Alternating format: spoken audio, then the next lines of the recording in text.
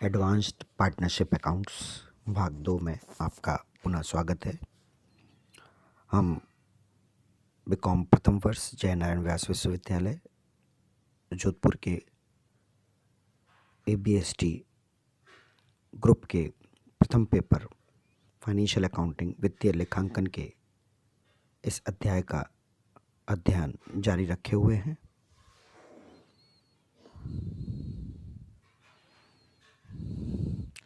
प्रत्येक बार की तरह संपूर्ण अवलोकन के लिए सिलेबस आपकी स्क्रीन पर है।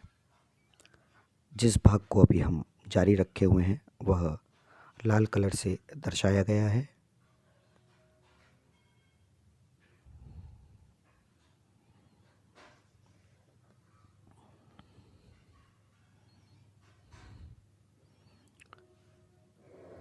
नए साझेदार के प्रवेश पर होने वाली विभिन्न लेखांकन समस्याओं के संदर्भ में जो अगले बिंदु पर हम बातचीत करने जा रहे हैं वह है adjustment regarding valuation of assets and liabilities.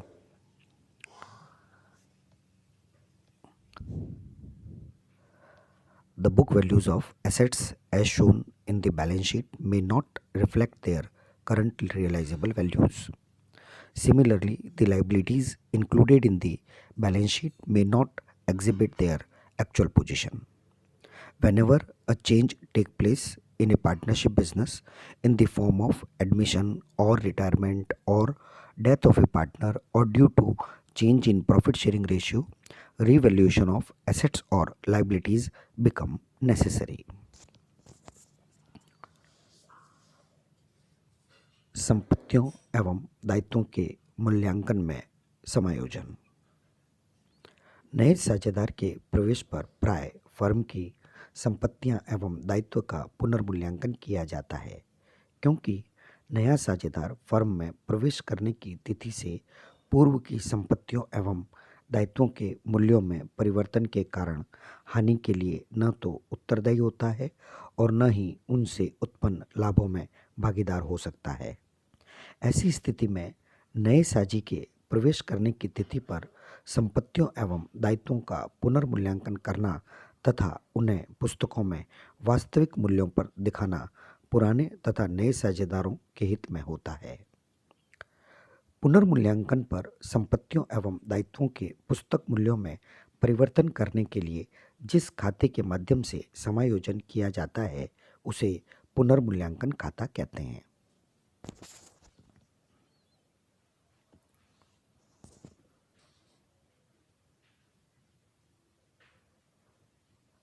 कभी कभी इसे लाभ हानि समायोजन खाता यानी profit and loss adjustment account के नाम से भी बुलाया जाता है। संपत्तियों के मूल्य बढ़ने व दायित्वों के मूल्य घटने पर लाभ होता है और संपत्तियों के मूल्य घटने और दायित्वों के मूल्य बढ़ने पर हानि होती है। लाभ होने पर पुनर्मूल्यांकन खाता क्रेडिट किया जाता है, जबकि हानि होने पर इसे डेबिट किया जाता है। इस खाते पर होने वाले कुल लाभ या कुल हानि को पुराने साझियों के पुराने लाभ हानि अनुपात में बांटकर पूंजी खातों को क्रमशः क्रेडिट व डेबिट कर दिया जाता है। यह एक सामान्य लेखांकन प्रक्रिया है। यह परिस्थिति तब भी उत्पन्न होती है जब साझेदारी संस्था में किसी भी अन्य प्रकार का परिवर्तन हो, जैसे जो हम बात कर रहे हैं नए साझेदार के प्रवेश के समय इस प्रकार के मूल्यांकन की आवश्यकता होती है।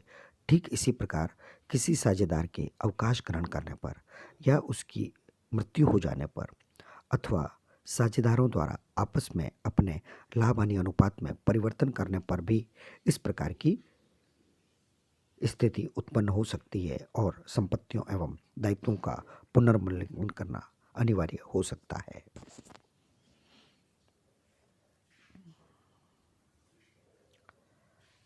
Adjustment regarding valuation of assets and liabilities.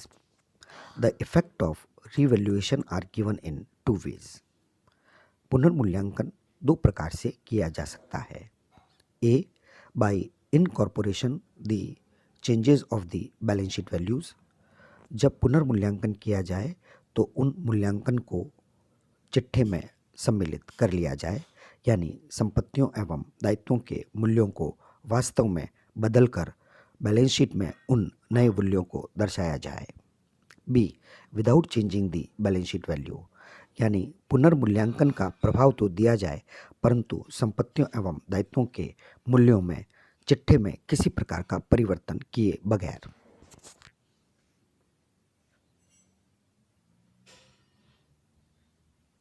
पहले हम बात करते हैं bye incorporating changes in the balance sheet, जब परिवर्तन को चिट्ठे में समाहित कर लिया जाए। Prepare revaluation account for decrease in the value of assets, increase in the value of liabilities, provision for unrecorded liabilities. The journal entry to be passed will be revaluation account debit to assets account with the decrease in value to liabilities account with the increase in value. For increase in the value of assets, decrease in the value of liabilities, unrecorded assets, assets account debit with the increase in value, liabilities account debit with the decrease in value to revaluation account. For profit on revaluation, revaluation account debit to old partners capital account in their old profit sharing ratio. For loss on revaluation, the reverse entry should be made.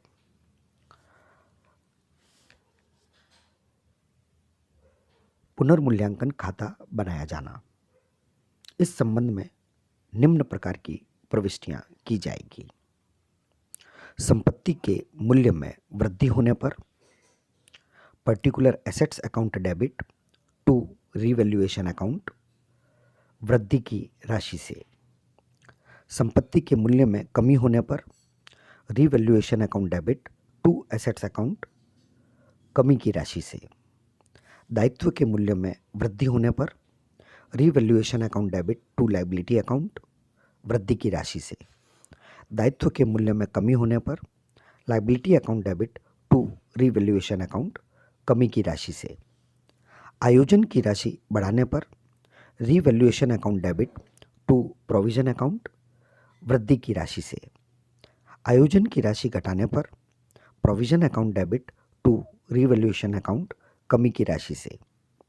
कृत्रिम संपत्ति को समाप्त करने पर revaluation account debit to intangible assets account संपत्ति की राशि से।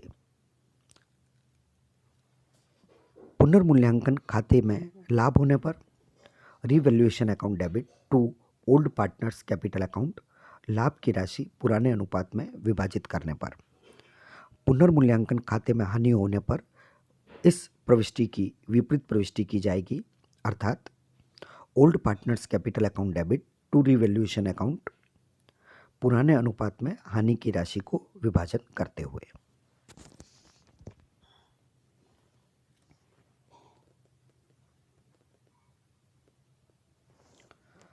Now the effect of above entries can be seen in pro forma of revaluation account shown on your screen. Whenever there is a profit, it should be credited in revaluation account. Whenever there is a loss, it should be shown in the debit of revaluation account. उपरोक्त प्रविष्टियों का पुनर्मूल्यांकन खाते पर प्रभाव हम screen पर देख सकते हैं। लाभ होने पर क्रेडिट किया जाएगा और हानि होने पर डेबिट, और अंतिम परिणाम को पुराने साझेदारों के पुराने लाभ हानि खाते में बांट दिया जाएगा।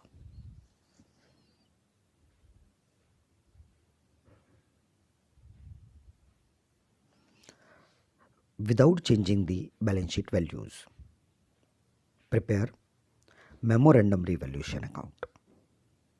Number 1, record increase decrease in the value of assets and liabilities as discussed. Second, share the profit or loss on revaluation amongst the old partners in their old profit sharing ratio.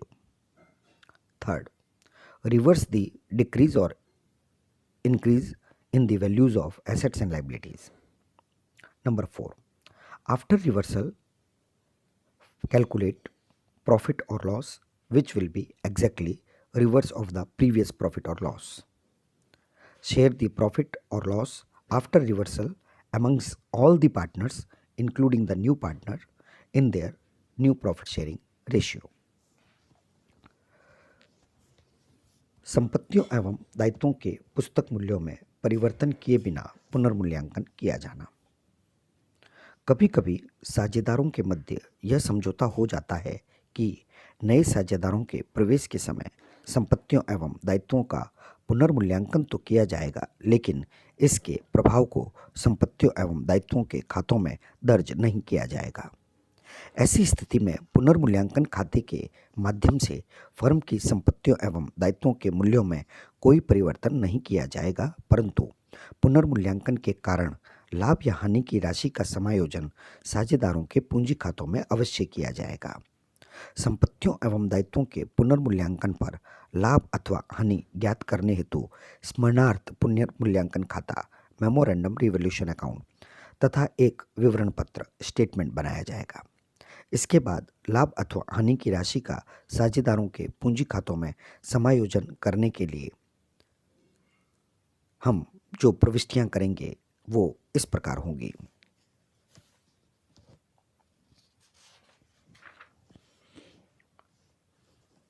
सबसे पहले पूर्व में दर्शाई गई प्रविष्टियों के आधार पर समस्त संपत्तियों एवं दायित्वों के पुनर्मूल्यांकन के परिणाम स्वरूप होने वाली प्रविष्टियां कर दी जाएगी।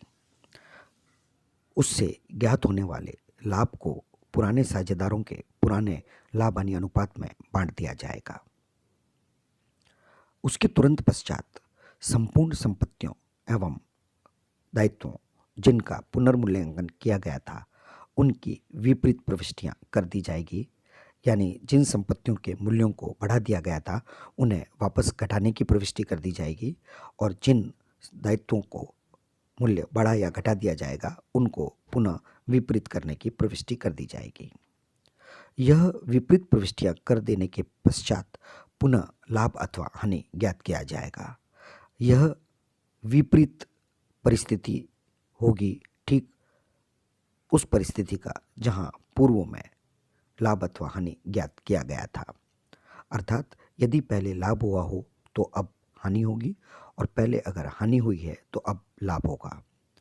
इस नवीन लाभ अथवा हानि को सभी साझेदारों में, जिसमें नए साझेदार को सम्मिलित करते हुए उनके नए लाभ हानि अनुपात में बांट दिया जाएगा। पुनर्मूल्यांकन पर लाभ होने की स्थिति में memorandum revaluation account debit to old partners capital account in their old profit sharing ratio, और इसका ठीक विपरीत होगा जब संपत्तियों के मूल्यांकन को पुनः पूर्व की स्थिति में लाने के लिए प्रविष्टियां कर दी जाएगी, और अब ज्ञात लाभ अथवा हानि की प्रविष्टि होगी all partners capital account debit including new partner to memorandum revolution account. इस संबंध में उपरोक्त दो प्रविष्टियों के स्थान पर हम एक प्रविष्टि भी कर सकते हैं, all partners capital account debit to old partners capital account.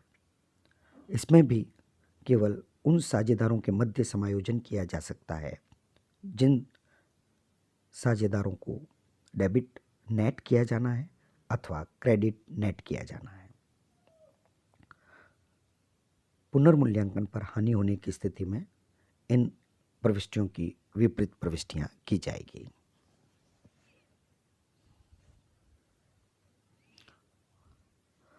उपरोक्त संपूर्ण प्रक्रिया के फलस्वरूप जो स्मरणार्थ पुनर्मूल्यांकन खाता यानी मेमोरेंडम रिवैल्यूएशन अकाउंट बनाया जाएगा, उसका प्रोफॉर्मा आपके स्क्रीन पर उपलब्ध है। एक बार समस्त संपत्तियों एवं दायित्वों का पुनर्मूल्यांकन कर दीजिए। ज्ञात लाभ अथवा हानि को पुराने साझेदारों के पुराने लाभ हानि अनुपात में बांट दीजिए।